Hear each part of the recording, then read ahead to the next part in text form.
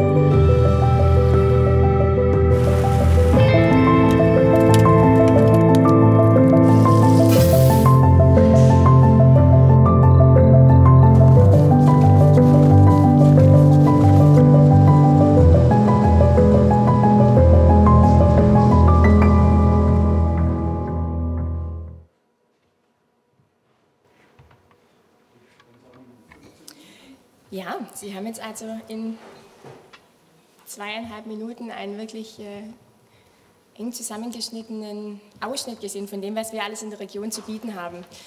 Wir haben uns deshalb zusammengeschlossen mit 27 Orten, weil wir zum einen davon überzeugt sind, dass wir gemeinsam viel mehr erreichen können als jeder Ort für sich und weil, man hat es gerade ein bisschen schon mal sehen können, wir so eine große, bunte Vielfalt haben, dass wir davon überzeugt sind, dass wir dadurch tatsächlich zu einer der außergewöhnlichsten Tourismusdestinationen in Deutschland gehören.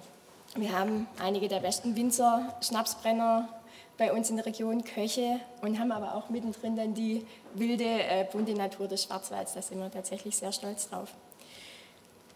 Ein Ziel ist es, unsere Tourismusdestination nachhaltig zu stärken, für die Zukunft auch resilienter aufzustellen. Wir merken es jetzt immer wieder, wir warten derzeit auf den Schnee. Wie wird es zukünftig bei uns im Schwarzwald? Stürme werden mehr. Da arbeiten wir einfach dran, wie können wir uns da als Destination langfristig gut aufstellen und wie können wir auch unsere Einheimischen und die Besucher natürlich für die Region begeistern.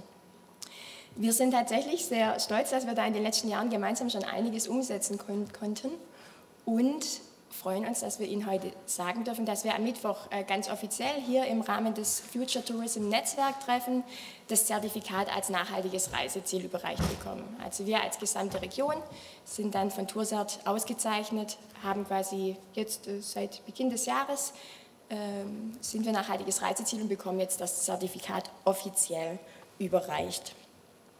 Ein großer Baustein der Nachhaltigkeit auch bei uns in der Region ist das Verkehrskonzept. Auf dem Land manchmal gar nicht so einfach. Wir haben jetzt seit vergangenem Jahr 4 zusätzliche Regiobuslinien und 4 weitere Zubringerlinien, die im Stundentakt tatsächlich hochfahren zum Nationalparkzentrum und die gesamte Region miteinander verknüpfen.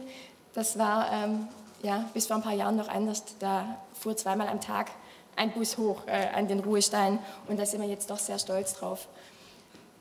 Das alles dann so umzusetzen und auch an die Touristen, an die Einheimischen zu bringen, war dann tatsächlich gar nicht so einfach, denn es sind 3 Verkehrsverbünde, 2 Regierungspräsidien, 3 Landkreise und dann war das doch ein ganzes Stück Zusammenarbeit, einen gemeinsamen Liniennetzplan zu entwerfen.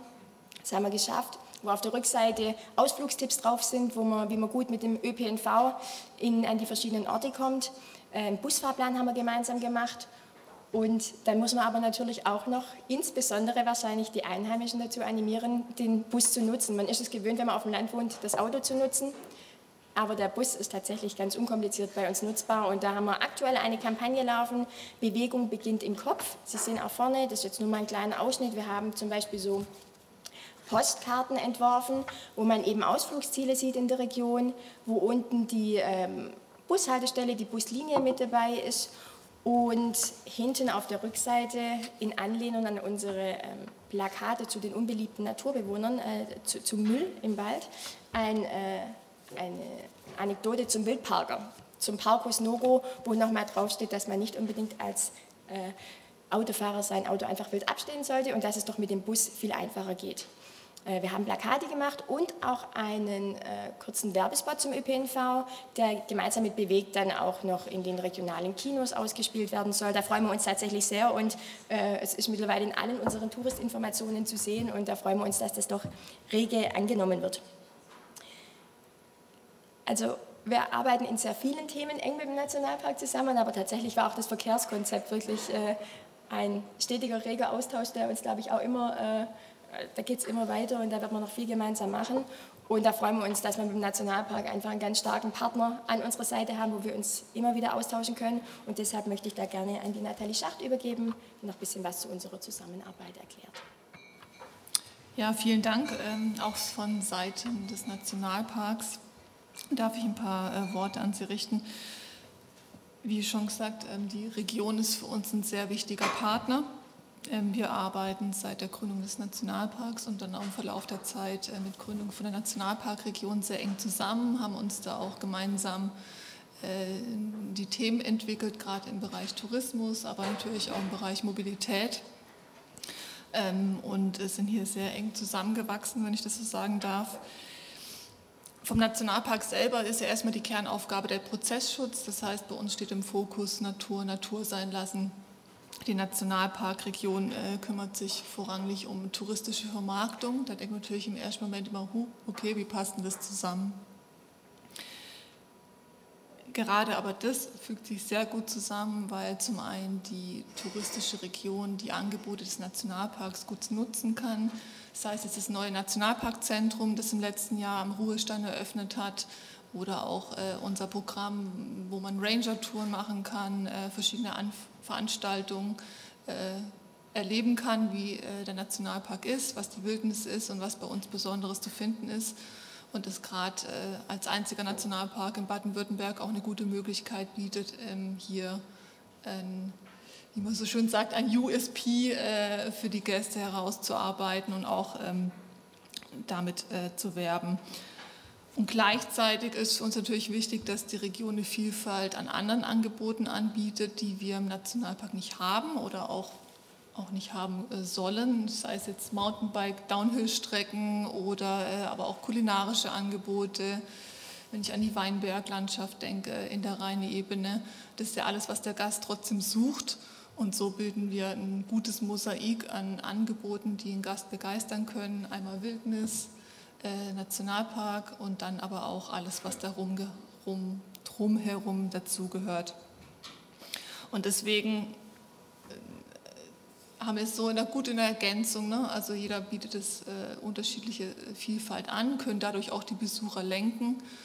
Gerade in der Corona-Zeit hat man ja gemerkt, dass es ganz viele Menschen nach draußen zieht, dass man da schon Hotspots hat, wo sich viel zusammenbündelt und so versuchen wir aber halt natürlich auch die Besucher ein bisschen bei uns im Nationalpark, aber auch natürlich dann auch in der Region zu verteilen. Und deswegen gerade als jetzt mit der nachhaltigen Reiseregion als Auszeichnung, glaube ich, kommen wir da einen ganz tollen Schritt auch weiter, dass der Gast es noch mehr erleben kann und auch bestätigt fühlt, wie Region und Nationalpark zusammenarbeiten.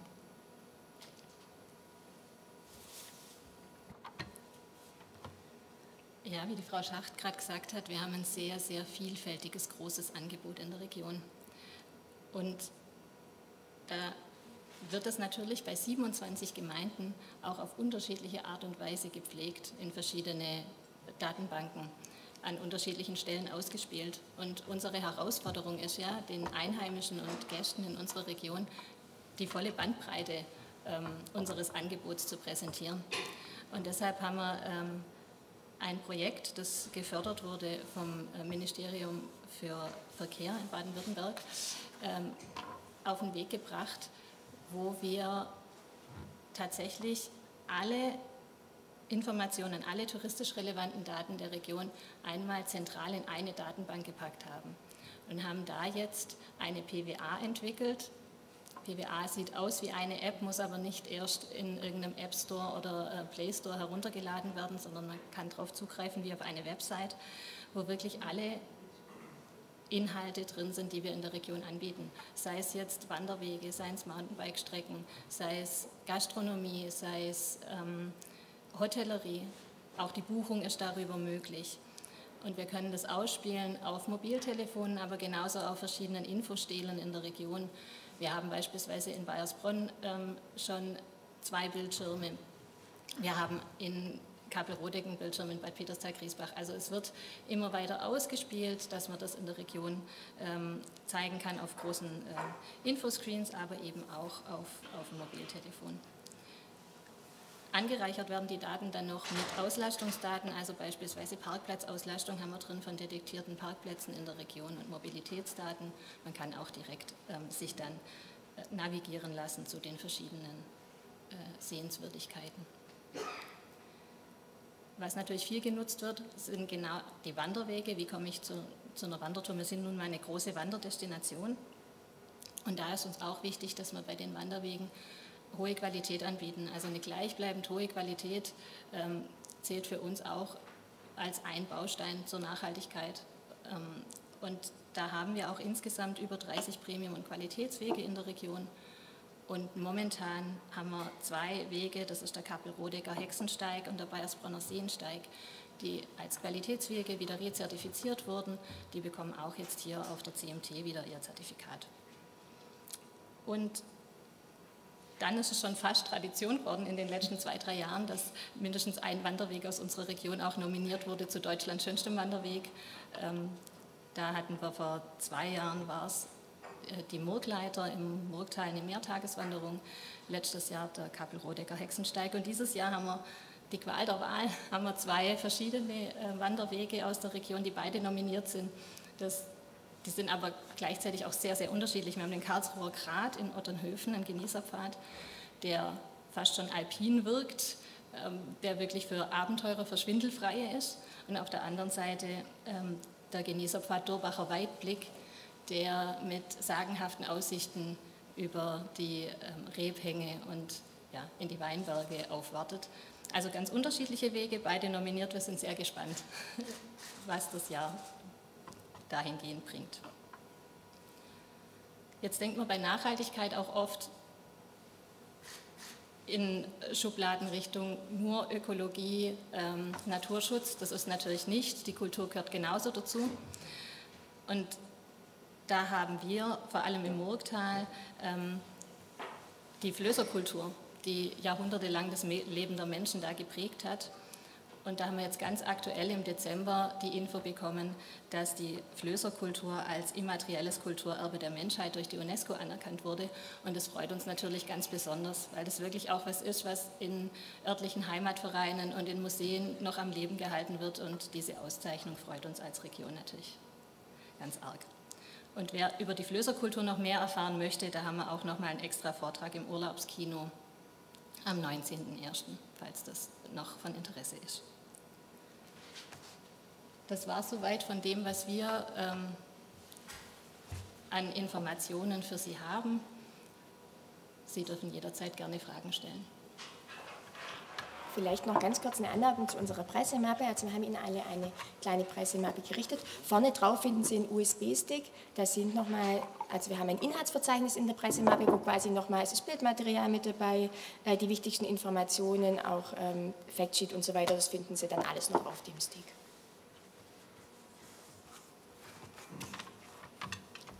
Gut, Sie sehen eine große Bandbreite. Viele tolle Projekte, die jetzt hier in den letzten Jahren umgesetzt werden können, die natürlich nicht nur für Gäste, sondern insbesondere auch für die einheimische Bevölkerung einen unheimlichen Mehrwert bieten.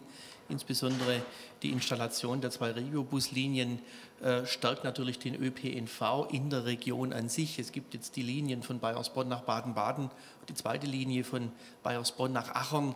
Das war bisher eine Achse, die tatsächlich mit dem ÖPNV nur schwer bzw. nur mit entsprechenden Brüchen befahren werden konnte. Jetzt haben wir die Dreh- und Angelscheibe im Nationalparkzentrum am Ruhestein, wo sich diese Linien bisher noch treffen und man umsteigen kann. Zukünftig wird es aber auch hier direkte Verbindungen geben. Das ist ein absoluter Mehrwert für die Region, auch für die Gäste, dass wirklich hier Verbindungen schafft, die mit einem Stundentakt bespielt werden können. Da sind wir auch im Land Baden-Württemberg sehr, sehr dankbar, dass es hier möglich war, aber auch den Kreisen, die ja den ÖPNV finanzieren, dass diese Regiobuslinien möglich waren, weil es immer Thema war, wie schaffen wir es, die Gäste auch auf den Ruhestein, in den Nationalpark, auf die Alexanderschanze, aber insgesamt an der B500 bestmöglich hier miteinander mobil zu machen, und da dienen diese 2 Regiobuslinien unheimlich. Der Nationalpark befindet sich ja gerade in einer Weiterentwicklungsphase.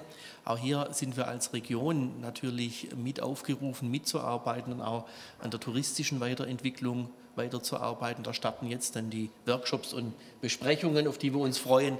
Auch da wird sich die Nationalparkregion in Personen von der Frau Geiser, der Frau Jauker und auch von mir stark mit einbringen, um auch hier die Ideen und Vorstellungen der Region weiterhin im Nationalpark mit zu implementieren, weil es ist das große Ziel und den Wunsch, auch weiterhin hier die Region fortzuentwickeln, für Besucher attraktiv zu machen, die Möglichkeit zu schaffen, den Nationalpark zu erleben, das Nationalparkzentrum, die weitergehenden Bausteine, die noch entstehen werden, auch kennenzulernen und gleichzeitig aber auch die Vielfältigkeit kennenzulernen. Und das sind jetzt die Punkte, die erreicht wurden. Eben der DigiHub mit der gemeinsamen Präsentationsplattform der entsprechenden Informationen, gemeinsames Marketing wie jetzt der Film und auch entsprechende Medien. Es gibt die gemeinsame Wanderkarte, die wir schon haben. Also wir sind auf dem besten Weg und möchten auch als Region hier zusammenwachsen, um dem Gast auch ein einheitliches Bild zu bieten, dass er die Region und den Nationalpark erfahren, erleben, vor allem aber genießen kann. Und ich glaube, das kommt im Film auch sehr gut raus. Genuss ist nach wie vor eines unserer Kernkompetenzen hier im Schwarzwald. Ob es jetzt der Wein aus der Rheinebene ist oder dann die kulinarischen Köstlichkeiten, die in den hervorragenden Betrieben hier zubereitet werden, oder dann auch der Wellness-Tag oder Abend oder das Wochenende. Genuss ist mit neben der Landschaft die Kernkompetenz, die die Nationalparkregion auch verkörpert und spielen kann und wird und auch in Zukunft will. Gut, jetzt aber feuerfrei. Bitte schön. Darauf wurde schon thematisiert, der fehlende Schnee. Also ich hätte gerne mal was zur Besucherzahlentwicklung. Wie war es während Corona? Hat man letztes Jahr schon den Nachholeffekt sozusagen gemerkt? Und was erwarten Sie dieses Jahr? Also an alle. An alle. Ich beginne jetzt einfach und die Damen werden dann letztendlich dann ergänzen. Ja, also wir hatten 2022 ein sehr gutes Besucherjahr. Man hat deutlich gemerkt, dass der Drang, wieder Urlaub genießen zu können, sich während Corona doch deutlich eingestaut hat. Wenn auch gleich in den Öffnungszeiten während der Corona-Phase die Besuchszahlen sehr, sehr gut waren. Also sobald es möglich war, in den Hotelbetrieben wieder Gäste zu empfangen, waren die Hotelbetriebe, ich kann das nur aus Sicht Baiersbronn sprechen, sehr, sehr gut gebucht. Und auch derzeit und auch im Jahr 2022 sind die Auslastungszahlen bestens. Also da kann man sich tatsächlich sehr froh zeigen, dass es hier keinen großen Einbruch gab und dass nach wie vor, auch bedingt durch die globalen Situationen, die wir natürlich jetzt auch das Jahr 2022 hatten. Ich glaube, wir erinnern uns alle zurück an das Thema Chaos an den Flughäfen. Der Urlaub im Schwarzwald, in der Region, in der Erreichbarkeit nichts an Attraktivität verloren hat. Das Thema Schnee, ja, natürlich, es fehlt der Schnee. Im Nationalpark liegt noch so ein bisschen, ein paar Reste. Dort hatte man tatsächlich Schnee, aber es ist natürlich deutlich zu warm. Es kann auch von der Loipenpräparation kein Schnee erfolgen. Jetzt hat die Nationalparkregion das große Glück, dass wir keine klassische Wintersportdestination sind. Das heißt, die Gäste, die kommen, können trotzdem wandern, können sich trotzdem in der Natur bewegen, können trotzdem ihren Wellness- und ihren Genussurlaub genießen und sind nicht originär auf das Thema des Wintertourismus und des Skisports angewiesen. Anders ist natürlich im Bereich des Südschwarzwald, wo das nochmal ein ganz anderes Gewicht hat. Es ist natürlich trotzdem ein Baustein, der fehlt, das ist ganz klar, ist insbesondere aber im Bereich der Einheimischen des Tagestourismus. Auf der anderen Seite kann man natürlich sagen, durch den fehlenden Schnee haben wir auch keine Verkehrssituationen am Ruhestand oder an der Schwarzwald-Hochstraße, die vielleicht unglücklich sind. Also es hat immer alles Freud und Leid, aber für die Skiliftbetreiber und die Besitzer, die dort entsprechende Infrastruktur betreiben, ist es natürlich eine Katastrophe. Und da wird natürlich zukünftig die große Frage sein, wie lange sich solche Betriebe halten können. Jetzt hatten wir die letzten Winter mal in der Rückschau gesehen, sehr wenige, die wirklich gut waren. Und der eine, der gut war, war auch noch ein Corona-Winter.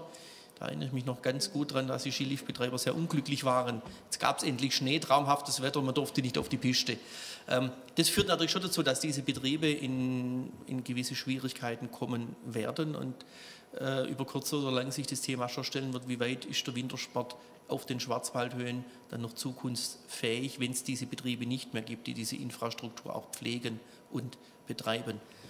Wird aber nur ein kleiner Baustein sein, jetzt aus touristischer Sicht, aber trotzdem ein Baustein, der schade ist, weil ich sage mal, die Loipen, insbesondere auch in Kooperation mit dem Schwarzwald, auf den Höhen über die Grindenflächen sind natürlich auch ein absolut traumhaftes Erlebnis, wenn man hier im Schwarzwald, im Nationalpark Schwarzwald einen Langlauf betreiben kann. Das fällt natürlich derzeit flach und man spürt einfach hier Veränderungen in der ganzen Situation, im Schnee und im Klima. Aber für die Prognose jetzt tut es im Moment den Besucherzahlen keinen Abbruch, da wir aber nicht diese klassische Wintersportdestination darstellen. Vielleicht noch ergänzend dazu, wir haben, seit das Nationalparkzentrum geöffnet hat, am Ruhestein dort auch unsere gemeinsame Touristinformation, wo wir quasi die gesamte Region vertreten. Und da haben uns auch unsere Mitarbeiter bestätigt, dass das wirklich sehr stark frequentiert wird. Auch jetzt, also im letzten Jahr war es so, dass die Besucher dann halt oben waren zum Skifahren und sind dann danach nochmal durchs Zentrum, haben sich informiert. Und jetzt kommen die Besucher und fragen dann nach Wanderwegen, nach Thermen, nach Wellnessmöglichkeiten oder einem guten Abendessen. Also tatsächlich sind die Besucher da und suchen sich jetzt Alternativen. Ja. Was erwarten Sie dann dieses Jahr an Besuchern? Bitte? Was erwarten Sie dieses Jahr in der Region an Besuchern? Wird es weiter aufwärts gehen, konstant? Wir haben uns da witzigerweise gestern auch schon drüber unterhalten, wie das wohl dieses Jahr wird. Hat man jetzt genug vom Urlaub im eigenen Land und möchte lieber wieder in die Ferne schweifen? Oder hat man es jetzt einfach gesagt verschmeckt und möchte gern hierbleiben? Also wenn wir an uns selber denken, wir erwarten tatsächlich, dass man den Urlaub im Land nach wie vor sehr schätzt. Also die Anfragen sind schon wieder sehr gut. Wir haben durchaus Gastgeber, die jetzt schon wieder für den Sommer, für die Weihnachtszeit ohnehin, da bucht man ja immer sehr früh, die jetzt schon wieder gut besucht sind. Wir hoffen und gehen derzeit davon aus, dass auch das Jahr 2023 wieder ein gutes Jahr wird. Der Sommer verspricht ja manchmal doch auch jetzt, so schlimm es dann auch ist, die wärmeren Temperaturen und da bleiben dann doch viele auch hier, nutzen hier die Wanderzeit. Also wir gehen jetzt mal davon aus, dass es ein gutes Jahr wird. Wie sieht denn eigentlich die Statistik aus von den Übernachtungszahlen? Mehr Sommer oder mehr Winter? Haben Sie da Prozentzahlen im Vergleich zu Österreich? Also für die gesamte Region ist es tatsächlich sehr schwer zu sagen. Wir werden immer wieder nach Statistik gefragt, da die GmbH Ende 2020 gegründet wurde. Gibt es da noch keine, also gemeinsamen Vergleichszahlen. Wir haben es aber mal ein bisschen aufgestellt und Sommer ist die Hauptzeit, aber sind dann auch, also man hat Fasching, der immer wahnsinnig voll ist, dennoch, weil zum Beispiel auch, also die vom Karneval daheim fliehen zu uns kommen oder weil es ja auch in Teilen des Schwarzwalds viel Fasching gibt, dann dorthin kommen. Ostern, also es gibt da im Winter genauso voll wie im Sommer, dass tatsächlich, wie der Herr Ruf gesagt hat, wir sind eine schönerweise eine Ganzjahresdestination. Also da gibt es keine, nicht, dass man sagen kann, wie in Österreich wirklich mehr Winter und im Sommer wird es dann ein bisschen flauer, sondern da haben wir die ganze Bandbreite. Also es ist tatsächlich zu beobachten, dass es nicht mehr diese klassischen Kurvenbewegungen gibt in der Gästeankunft, sondern dass man über das komplette Jahr hinweg wirklich eine relativ konstante Gästezahl in der Region begrüßt. Man hat die klassischen Zeiten wie den Herbst, das Frühjahr, wo das Wandern natürlich sehr stark im Fokus steht, aber selbst Zeiten, die früher jetzt schwieriger waren wie im November, sind derzeit jetzt im Bereich des Wellness-Tourismus sehr stark gefragt. Da ist es mucklig, da ist es kalt, da freue ich mich über so eine warme, wohlige Sauna. Also selbst in diesen Zeiten, also ich kann jetzt da wieder originär für Bayersbronn sprechen, sind die Häuser sehr, sehr gut gebucht.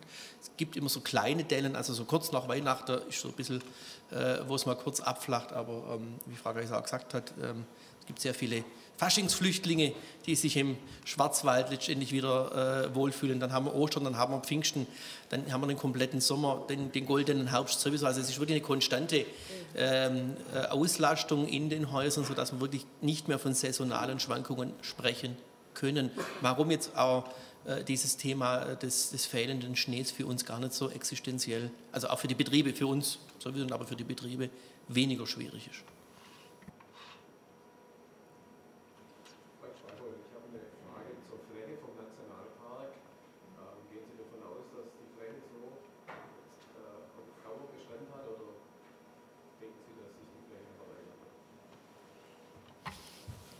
Also momentan gibt es ja den Prozess der Weiterentwicklung, den die Landesregierung in ihrem Koalitionsvertrag mit reingeschrieben hat. Die ganze Flächenentwicklung liegt bei den Ministerien, das heißt, das ist das Umweltministerium und das Finanzministerium, die da in den Diskussionen sind. Da kann ich Ihnen leider keinen aktuellen Stand zu sagen. Aus rein naturschutzfachlicher Sicht ist natürlich ein Wunsch, das zusammenzuführen, aber wie gesagt, das sind Flächensachen, die bei den Ministerien liegen. Die inhaltliche Weiterentwicklung passiert tatsächlich schon seit letztem Jahr. Da gab es einmal eine Bürgerbeteiligung, eben wie der Herr Ruf gesagt hat, Nationalpark Rat und Beirat wurde mit einbezogen und es gibt auch ein Bürgerforum, das sich sehr detailliert damit befasst und auch einen Vorschlag entwickeln wird, der dann an die Landesregierung überstellt wird. Und jetzt auch momentan seit 19. Januar gibt es wieder für 4 Wochen eine zweite Online-Beteiligung, wo sich dann die Öffentlichkeit auch mit einbringen kann.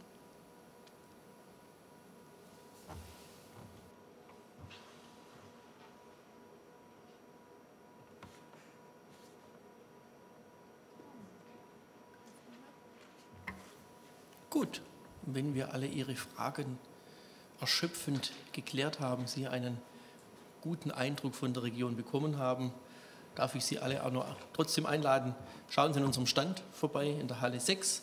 Dort sind auch Frau Geisler, Frau Jauger, sind auch Mitarbeiterinnen und Mitarbeiter der einzelnen Tourismusbetriebe hier der Orte mit da und geben kompetent Auskunft. Dort kann man auch nochmal Printmaterial letztendlich bekommen, kann sich auch nochmal informieren. Aber natürlich ersetzt es nicht einen Besuch in der Nationalparkregion selber, denn nur wenn man selber vor Ort war, kann man nachvollziehen, dass wir nur im Ansatz beschreiben können, wie großartig, wie schön und wie grandios die Nationalparkregion sich tatsächlich darstellt. Das muss man persönlich erleben. Deshalb kommen Sie einfach direkt vorbei, schauen Sie sich das Nationalparkzentrum an, schauen Sie sich die Region an, genießen Sie in der Region. Ich glaube, dann verstehen Sie, was wir Ihnen hier erzählen und warum wir so begeistert sind. Manchmal ist es ein bisschen schade, wenn man als Einheimischer gar nicht mehr so wahrnimmt, in welch toller Landschaft und in welch toller Region man tatsächlich leben und arbeiten darf. Wir freuen uns aber immer, wenn wir Gäste hier begrüßen können. Vielen Dank für Ihr Kommen, für Ihr Dasein und ich wünsche Ihnen jetzt noch einen schönen Messetag. schönes Wochenende dann und vielleicht sieht man ja den einen oder anderen dann noch mal am Stand oder dann, wie gesagt, bei uns in der Region. Vielen Dank.